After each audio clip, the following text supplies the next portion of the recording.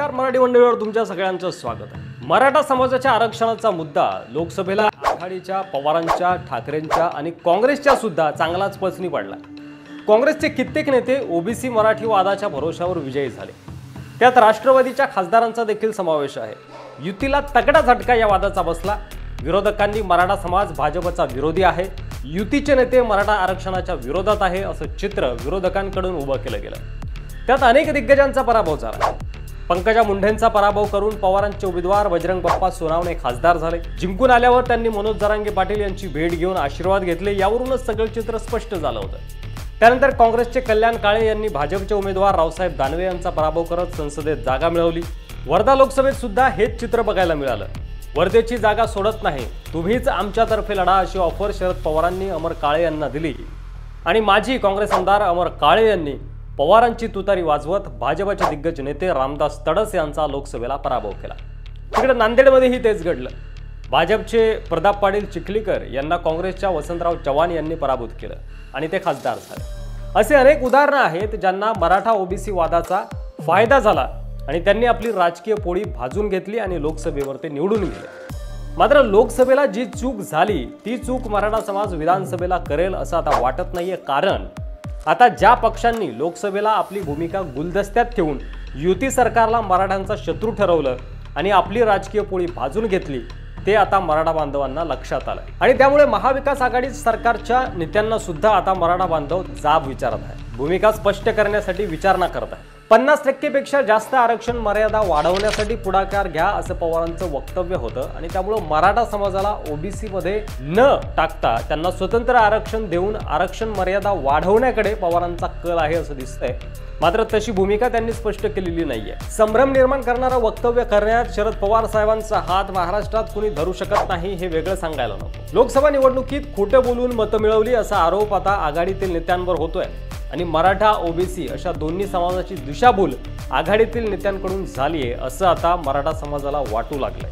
आमचं सरकार आल्यावर आरक्षण देऊ असं एकीकडे आघाडीतील नेते म्हणतात, मात्र दुसरीकडे कुणबी प्रमाणपत्र द्यायला विरोध देखील करतात। नाना पटोले म्हणतात की कुणबी प्रमाणपत्र मराठा समाजाला देऊ नका। मग यांनी ही भूमिका लोकसभा निवडणुकीत का घेतली नाही असा सवाल आता मराठा बांधव विचारत आहेत। नाना पटोले यांच्या वक्तव्यावर मराठा मतांवर निवडून आलेले वसंतराव चव्हाण, कल्याण काळे, अमर काळे आणि इतरही खासदार मौन धरून गप्प आहेत। बंटी पाटील, विश्वजित कदम, अमित देशमुख हे मराठा नेते अनेक विषयांवर बोलत असतात। मग आता काँग्रेस पक्षाची मराठा आरक्षणाविषयी नेमकी काय भूमिका आहे हे त्यांनी स्पष्ट करायला हवं, नाहीतर विधानसभेला मराठा समाजाच्या रोषाला काँग्रेसला देखील सामोरं जावं लागेल। आणि तसं झालं तर चला बघूयात काँग्रेसचे कोणते आमदार आहेत ज्यांना जरांगे फॅक्टर अर्थात मराठा फॅक्टर अडचणीचा ठरू शकतो येत्या विधानसभेला। बघा, कराड दक्षिणचे आमदार पृथ्वीराज चव्हाण, संगमनेरचे आमदार बाळासाहेब थोरात आणि तिवसाचे आमदार यशोमती ठाकूर आणि भोरचे आमदार संग्राम थोपटे यांचा पराभव तर त्यांच्या मतदारसंघात करणं कठीण आहे।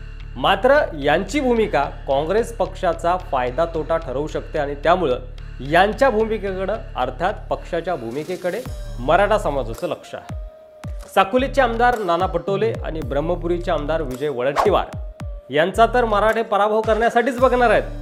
मात्र विदर्भात मराठा समाजाची ताकद पाहता ओबीसी विरुद्ध ओबीसी लढत झाली आणि यांच्या विरोधात जो कोणी ओबीसी नेता असेल त्या ओबीसी नेत्याला जर मराठ्यांनी साथ दिली तर आणि तरच नाना पटोले आणि विजय वडेट्टीवार यांचा पराभव शक्य होऊ शकतो। विजय वडेट्टीवार ओबीसी मंत्री असताना महाराष्ट्रात स्थानिक स्वराज्य संस्थेतील ओबीसी समाजाचं आरक्षण गेलं आणि त्यामुळे काँग्रेसची नेहमीच दुटप्पी भूमिका असते असा आरोप देखील युतीचे नेते त्यांच्यावर करत आहेत। त्यानंतर पलूस कडेगावचे आमदार विश्वजित कदम यांना मराठा समाज दारेवर धरू शकतो, तर तिकडे अमित देशमुख आणि धीरज देशमुख यांना मराठा आरक्षणावर बोलण्यासाठी मराठा समाजाने भाग पाडलेला आहे। अमित देशमुख यांची मागे गाडी सुद्धा मराठा समाजातील काही बांधवांनी अडवली होती।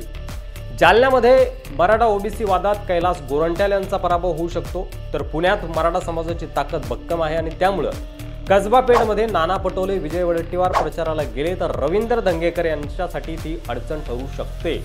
कारण भुजबळ ज्यांच्या प्रचार करतील किंवा भुजबळ ज्यांच्या प्रचाराला जात त्यांना आम्ही पाडू असं जरांगे पाटील म्हणाले होते आणि त्यामुळे नाना पटोले, विजय वडेट्टीवार ज्यांचा प्रचार करतील त्यांना पाडू असं वक्तव्य लवकरच जरांगे करतील अशी शक्यता वर्तवायला हरकत नाही।